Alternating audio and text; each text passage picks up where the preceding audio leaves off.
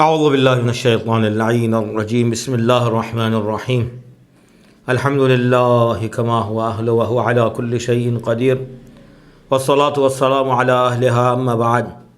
حضرات گرامی، میں آداب سوزخانی کے تیسرے پارٹ کے ساتھ آپ کی خدمت میں حاضر ہوں۔ ہم نے گزشتہ اپنے دوسرے پارٹ میں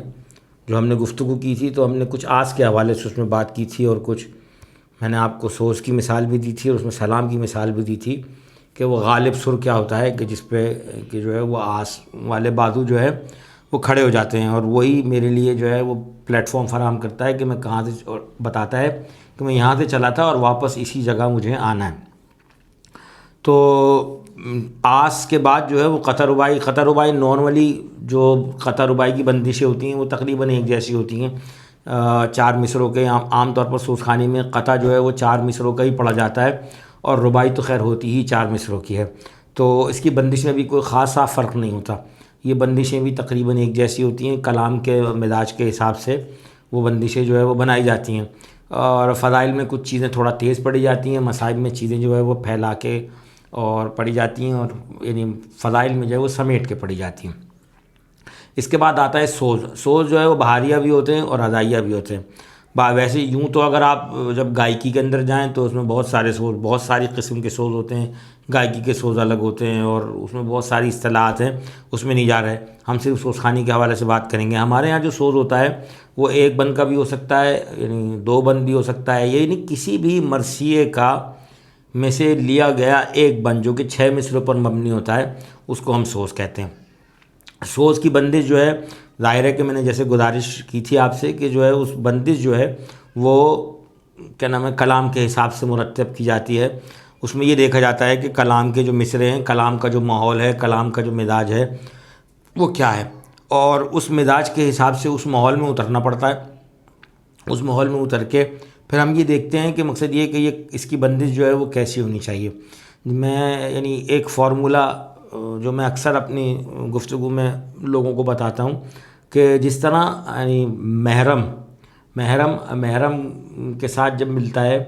تو اس کا جو نتیجہ آتا ہے وہ حلال ہوتا ہے، یعنی وہ ایکسیپٹیبل ہوتا ہے، لیکن اگر نامحرم کی صورت میں یہ مسئلہ ہو تو پھر اس صورت میں جو ہے وہ ایکسیپٹیبل نہیں ہوتا۔ یہ میں کیوں کہہ رہا ہوں، یہ مثال میں آپ کو کیوں دے رہا ہوں؟ یہ مثال میں اس لیے دے رہا ہوں کہ الفاظ کا محرم سر ہوتا ہے۔ یہ آپ کو پتہ ہونا چاہیے کہ اس لفظ کا محرم کون سا سر ہے، یعنی یہ جو لفظ ہے یہ جو بات کی جا رہی ہے وہ کس پیراہے میں کی جا رہی ہے۔ مثال کے طور پر میں یہ اصطلاح جو ہے عام طور پر مرثیہ تحت لفظ میں استعمال ہوتی ہے۔ ایک مصرع ہے، ایک مصرع کیا، ایک بات ہے چھوٹی سی، مثال کے طور پر کہاں رکنا ہے اور کہاں نہیں رکنا ہے، یہ پتہ ہونا چاہیے آپ کو۔ مثال کے طور پر ایک جملہ ہے کہ روکو مت جانے دو، اس کا تاثر کچھ اور ہے، لیکن آپ کہیں روکو مت جانے دو، اس کا تاثر کچھ اور ہے۔ اگر آپ رک گئے تو اس کا مطلب روک لو، اسے جانے نہیں دو، لیکن اگر آپ نے رکے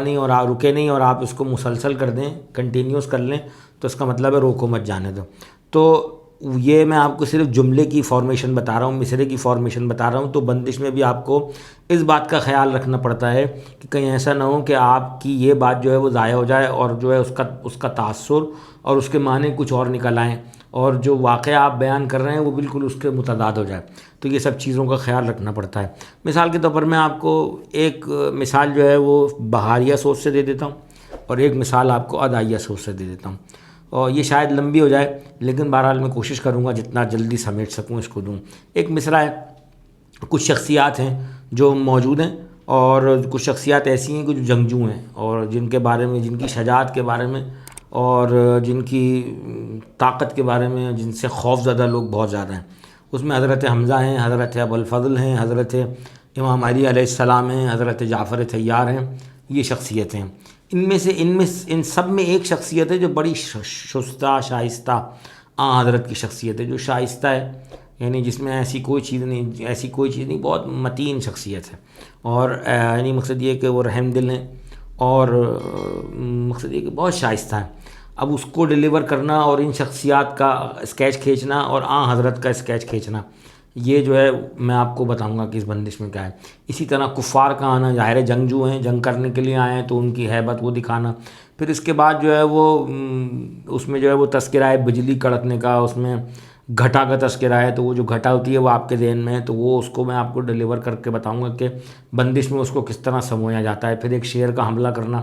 تو وہ سب آپ کو جب آپ یہ سب چیزیں اپنے ذہن میں رکھیں گے تو جب میں سوچ شروع کروں گا تو آپ کو اندازہ ہوگا کہ جیسے ایسا لگے گا جیسے کہ آپ میدان میں کھڑے ہوئے ہیں۔ تو یہ کمال ہوتا ہے بندش کو الفاظ کے لحاظ سے، اسے کہتے ہیں، میں اس کو اکثر کہتا ہوں کہ وہ جو الفاظ ہیں اس کے محرم سر کا استعمال۔ ایک سود ہے جی، جب مجھ بھر کر نہر سے عباس غازی گھر چلے، تو اس کے اندر حضرت ابوالفضل ہیں، حضرت جعفر طیار ہیں، حضرت امیر المومنین، شخصیت کا خاکہ آپ اپنے ذہن میں رکھیے، آپ کو اندازہ ہو جائے گا۔ جب مشک بھر کر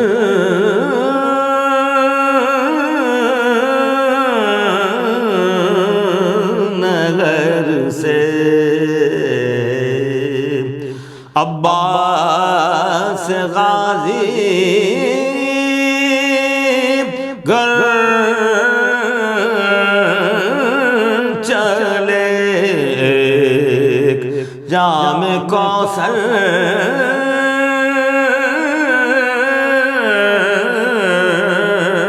بھر لیا، وہ بھر لیا ہے تو اثر آنا چاہیے، تاثر آنا چاہیے، بھر لیا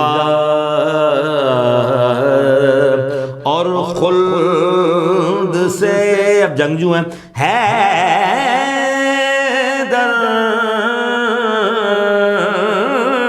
چلے۔ اب جناب رسول خدا کی شخصیت شائستہ ہے، ہمراہ پیغمبر چلے۔ اب حمزہ اور جعفر، حمزہ چلے جعفر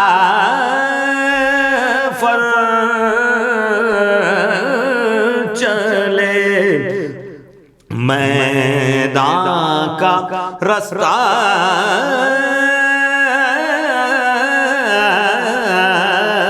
روکنے، کفار کے لشکر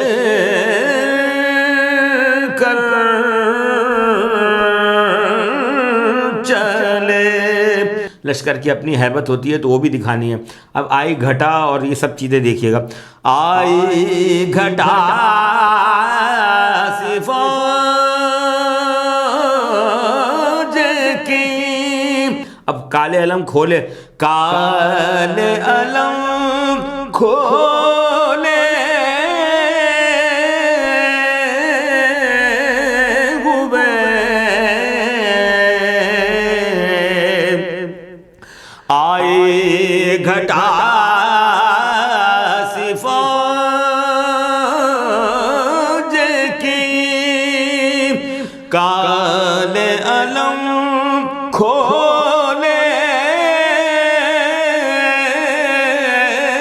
ہوئے، عباس جھپٹے شیر سے، تیغ دو دم تولے ہوئے، جب مشک بھر کر، یہ فضائل ہیں۔ فضائل کے اندر جیسی ضرورت ہے پھر ان سوروں کا ویسا استعمال ہے، اس میں نہ ایک سر زیادہ لگ سکتا ہے، ایک نہ ایک سر کم لگ سکتا ہے۔ اگر آپ نے اس میں تھوڑی سی بھی تبدیلی کی تو اس کا تاثر زائل ہو جائے گا، پھر آپ اس کو جو ہے وہ ظاہر ہے کہ آپ اپنے گلے کے حساب سے اس میں تبدیلی، جو جیسا آپ کا گلا ہے ویسا ہی پڑھیں گے، اور جیسا آپ کا گلا اجازت دے گا ویسے ہی پڑھیں گے۔ یہ چیزیں ہر ایک کے گلے کی بھی نہیں ہوتی، لیکن بات یہ ہے کہ جیسا آپ اپنے گلے کے حساب سے اس کو، لیکن اس کا جو تاثر قائم رکھنا ہے وہ آپ نے اس کے جو جز ہے اس کو فارمیٹ کو آپ نے مد نظر رکھ کے اس کو پڑھنا ہے۔ یہ تو ہو گیا فضائل کا۔ اب اس میں مصائب کے لیے ایک سود ہے، وہ ظاہر ہے کہ وہ بہت لمبی ویڈیو ہو جائے گی اگر میں اس پہ بات کروں گا، کیونکہ اس کی مجھے ایک ایک چیز پہ بات کرنی ہوگی کہ وہ کہاں سے چیخ و پکار ہے اور کہاں سے جو ہے وہ، میں آپ کو استاد کا ایک مشہور و معروف کلام ہے، اس میں ایک چیز بہت یعنی یہ آپ کو آسانی سے سمجھ میں آ جائے گی کہ تاثر کیا ہوتا ہے کسی بھی چیز کا۔ مثال کے طور پر ایک شخص ہے، شہید استاد ہیں، کربلا گئے، انہوں نے دیکھا کہ ان کی نظر چاند پر پڑی تو انہوں نے چاند سے محو گفتگو ہو گئے۔ اور چاند سے انہوں نے باتیں شروع کر دیں، اور انہوں نے چاند سے گفتگو، ظاہر ہے کہ آپ یہاں سے بیٹھے ہیں اور چاند کو دیکھ کے تو کہیں اگر کوئی آدمی چیخ چیخ کے بولنا شروع کر دے، یہ اس کی ضرورت نہیں ہے، یعنی یہ اس امر کی ضرورت نہیں ہے کہ آپ چاند سے بہت چیخ کے بات کریں۔ ظاہر ہے انسان سرگوشی میں بات کرے گا، اس کا ماحول کیا ہے؟ سرگوشی کا ماحول ہے۔ استاد نے ایک کلام کہا، استاد نے اس سے کہا ہے چاند کربلا کے تو نے، تو اب یہ سرگوشی ہے، یہ اپنے اندر بات ہو رہی ہے، تو نے تو دیکھے ہوں گے اترے تیز زمیں پر عرش بری کے تارے، تو یہ اس کا تاثر جو ہے وہ سرگوشی کا تاثر ہے۔ تو اب اس سرگوشی میں ظاہر چیخنا نہیں ہے، اس کی بندش بھی اسی مزاج سے بننی ہے جس یعنی جو وہ ماحول ہے، تو اب اس کی بندش مرتب کی گئی۔ آپ اس کو چیخ کے پڑھیں گے، اونچے آواز میں پڑھیں گے، اونچی آس لے کے پڑھیں گے تو اس کا تاثر زائل ہو جائے گا۔ آپ اس کو جتنی دھیمی اور سافٹ آواز میں پڑھیں گے، جتنا پھیلائیں گے، اس کا تاثر بنے گا۔ آپ ملاحظہ فرمائیے،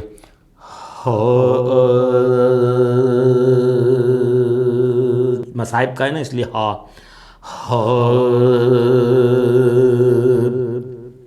اے چاند